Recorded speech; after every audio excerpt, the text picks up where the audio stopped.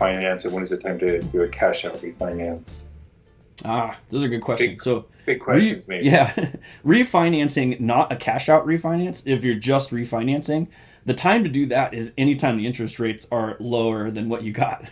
Makes sense. Right? So it's totally fine to be like, hey, interest rates dropped from 3 to 2.5. All right, we'll go refinance 2.5. Find a mortgage company that'll do it for no extra cost. Right? They're just going to refinance you, take over your mortgage essentially at 2.5. All right, then take it.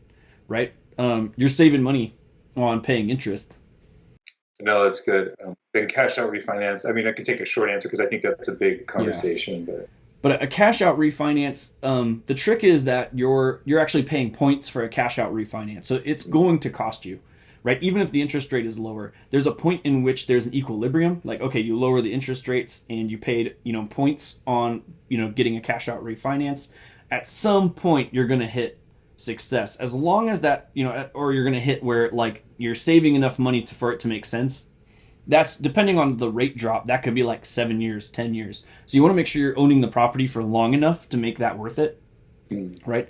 The second thing is if it's an investment property and you're doing a cash out refinance, that money has to get reinvested, okay. right? There, like if you take cash out refinances on investment properties and you're not turning around and putting it into something else that's going to produce cash flow, like another property, then you're biting off like so much.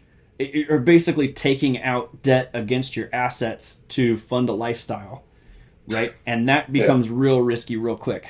Yeah. Right? So That always works out for people, right? When you do it that way. not that there's not a time for that. I think that there's always a time for that, right? So like, you get 30 years down the line, your properties are now like, worth 3-4 times as much as they were when you originally bought them. You refinance or you do a 1031 exchange. So that's where like you sell the property you have now and you get, multiple other properties and you don't have to pay taxes on the capital gains you got on that original one as long as you do that.